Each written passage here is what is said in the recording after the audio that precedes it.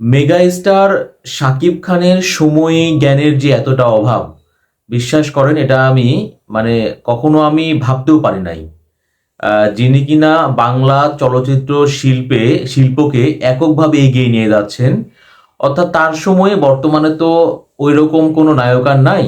So Shakib Khan আসলে একাই বাংলাদেশের চলচ্চিত্র শিল্পকে তিনি এগিয়ে নিয়ে যাচ্ছেন, এবং বাংলাদেশ ছাড়াও তিনি কিন্তু বাংলাদেশের বাইরে ভারতের ছবিতেও অভিনয় করে ব্যাপক জনপ্রিয়তা পেয়েছেন। সো এইরকম একজন নায়কের কাছ থেকে অন্তত আমি তার সময়ের ব্যাপারে সিনসিয়ারিটি আমি আশা করেছিলাম।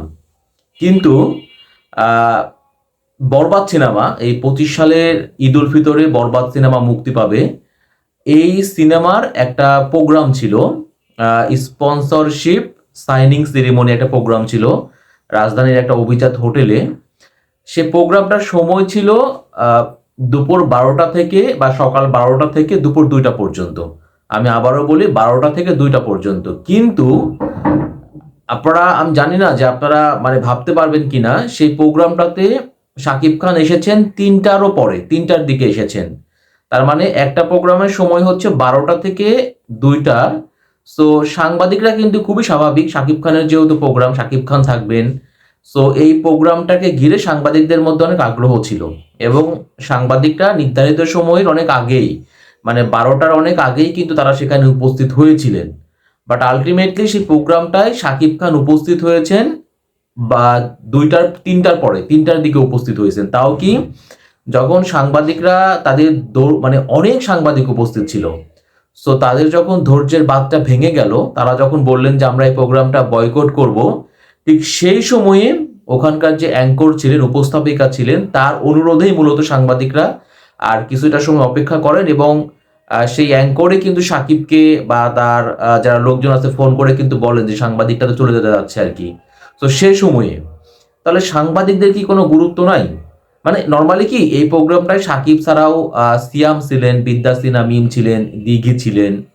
সো খুবই স্বাভাবিক আর কি, যে এরকম একটা প্রোগ্রামকে ঘিরে সাংবাদিকদের মধ্যে আগ্রহ থাকবে, এবং সাংবাদিকরা তাদের পেশাগত দায়িত্ব পালন করার জন্য সেখানে গিয়েছিলেন। তখন কথা হচ্ছে যে সাংবাদিকদের সময়েরও তো দাম আছে, তাই না?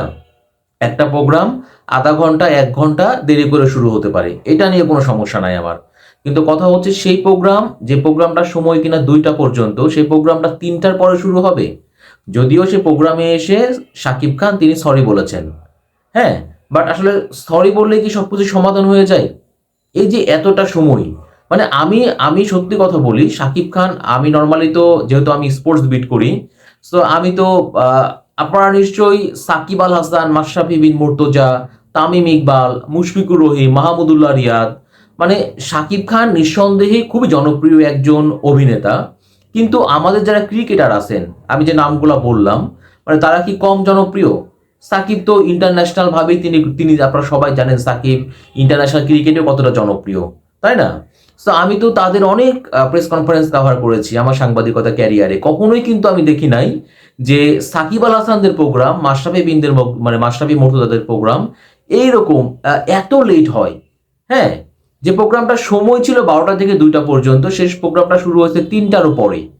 সো এখন মানে শাকিব খানের মতো এত বড় একজন অভিনেতা, হ্যাঁ, যিনি অনেক অনেক দিন ধরেই বাংলাদেশের চলচ্চিত্র শিল্পের নাম্বার 1 মেগা স্টার বলেন, কিং খান বলেন, সো তিনি কি তার মধ্যে কি সময়ের ব্যাপারে মানে এতটুকু কি তার মধ্যে জ্ঞান থাকবে না?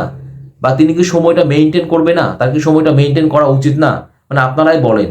আমি মানে আমি আসলে আমি জানি না যে শাকিব খান কেন এমনটা করেছেন। তিনি কি মানে তার কাছে কি মনে হয়েছে যে আমি যাব মানে সাংবাদিকরা এখানে থাকবেই, নাকি তিনি সাংবাদিকদের কোনো তার কাছে সাংবাদিকদের কোনো গুরুত্ব নাই? সাংবাদিকরা তাদের পেশাগত দায়িত্ব পালন করতেই গেছে, তাই না? সো সবারই তো সময়ের একটা দাম আছে। সো শাকিব খান কেন এই জিনিসটা অনুধাবন করতে পারলেন না? বা কেন তিনি একটা প্রোগ্রাম তিনি এত লেট করে তিনি উপস্থিত হলেন? নাকি আসলে ওই যে বলে না যে খ্যাতির চূড়ায় থাকলে পারে সবকিছুই করা সম্ভব। আমি জানি না এটা হলিউড বলিউডের অভিনেতা অভিনেত্রীরা এরকমটা করেন কিনা, কিন্তু সত্যি বলি যে শাকিব খানের এরকম টাইমের ব্যাপারে, সময়ের ব্যাপারে যে কাণ্ড জ্ঞানহীন, বা তিনি যে সময়ের ব্যাপারে তার যে জ্ঞানের অভাবটা আমি দেখলাম, এটা আমাকে চরমভাবে আমাকে হতাশ করেছে।